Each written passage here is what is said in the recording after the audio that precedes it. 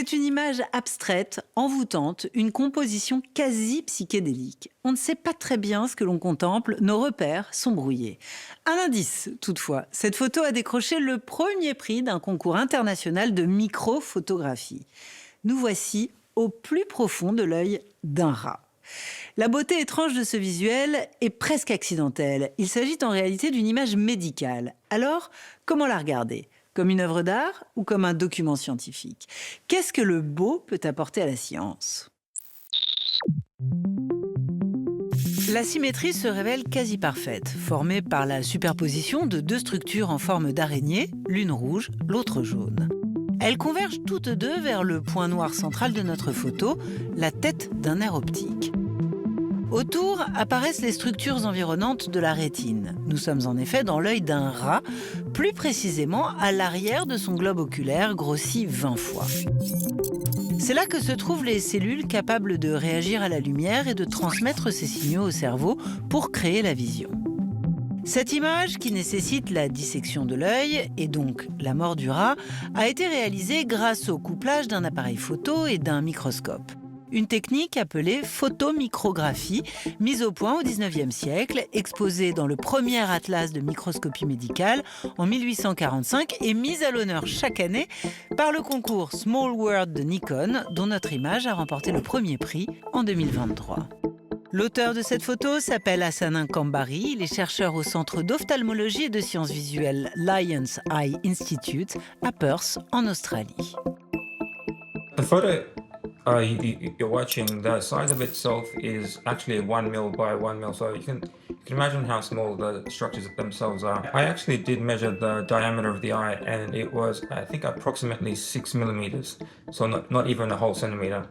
And if you were to compare it against a human eye, I think the volume is 20 times less than the human eye, so you can imagine how small it is. When I first looked at the photo, I was almost taken away at how incredible and how much detail is in the eye. Because if you look at it just from a naked eye point of view, it's just a small piece of tissue, translucent, opaque sometimes. And so when you actually look at these structures, it's quite breathtaking, because you're like, wow, so much goes into actually achieving vision, essentially. Les couleurs de cette image ne sont pas naturelles. Elles sont le résultat de marqueurs fluorescents activés par un laser. Mais à quoi correspondent-elles donc ? Les cellules jouant le rôle de barrière avec le sang apparaissent en jaune. En bleu, ce sont les noyaux cellulaires contenant l'ADN. Et en rouge, les protéines contractiles qui contrôlent le diamètre des vaisseaux et modulent ainsi le flux sanguin. The colors you see aren't the natural colors of the structures you would see in live animals, but what they do is help view them under the microscope, because if you look at those structures without any of those fluorescence markers, you would just see opaque structures. And so once the staining of the image was done via an intravascular perfusion technique, the retina was dissected and it was mounted on a glass slide and imaged using a confocal microscope under a 20 times objective lens. And the way this works is lasers of different wavelengths are used to excite the fluorescence markers, which are bound to the desired cellular markers of interest. Hassanin Kambari a pris cette photo dans le cadre de recherches qu'il consacre à la détection précoce d'une maladie très répandue chez les humains, la rétinopathie diabétique. Une détérioration des vaisseaux sanguins de la rétine entraînant des troubles importants et irrémédiables de la vision, voire la perte définitive de la vue. Pour guérir cette maladie qui touche les diabétiques, il faudrait que l'imagerie médicale soit capable de reproduire sur un œil humain vivant la prouesse technique qu'accomplit notre image. This image is from a non-diabetic retina, and so what I was aiming to do was use this as a baseline and then follow the same protocol and procedure and then image a diabetic retina and hopefully identify any changes that are present by comparing the structural similarities and differences. The end goal is to identify the events that lead up to the disease, because clinically it's not possible to identify changes up until those irreversible changes have occurred. And so with this, you can find these early markers, and then hopefully you can target it with some sort of drug to hopefully prevent it, rather than just slowing down the progression as current targets are. Mais plus que la performance scientifique, c'est l'aspect artistique de ce visuel qui a été récompensé par le concours de photographie organisé par l'entreprise Nikon. Celui-ci expose depuis 49 ans les images de l'infiniment petit, magnifiant le royaume que l'œil humain est incapable de percevoir. L'anatomie de la patte d'un gecko géant de Madagascar, grossie 63 fois, la coupe transversale de l'intestin d'une souris, colorée par un marqueur fluorescent, ou le bout de cette allumette en train de s'enflammer par friction sur le grattoir de la boîte. Une fois primée, cette photo de rétine de rat a été reprise dans la presse internationale, puis largement partagée sur les réseaux sociaux, où elle a émerveillé les internautes. I think I was aware that the competition did get some media coverage, but to the extent it did, it was quite surprising. I was actually quite fortunate to take part in multiple magazine, radio, and TV interviews. And some of these included features in Nature, the world's leading scientific journal, Forbes, and the National Geographic. I was also very fortunate to take part in a live TV interview with the ABC, which my friends and family were able to watch at home. And so it has been a super surreal experience for me. Une visibilité mondiale pour une image destinée à l'origine aux publications scientifiques, mais dont les qualités esthétiques ont séduit un public bien plus large. Alors, cliché scientifique ou œuvre d'art? Par sa simple beauté, cette image savante a su attirer l'attention sur des enjeux médicaux d'une grande complexité. L'esthétisation de la connaissance, à des fins de vulgarisation, n'est d'ailleurs pas nouvelle. Elle nourrit depuis longtemps un dialogue fructueux entre l'art et la science. Le dessous des images a voulu comprendre le mariage parfois surprenant entre ces deux disciplines.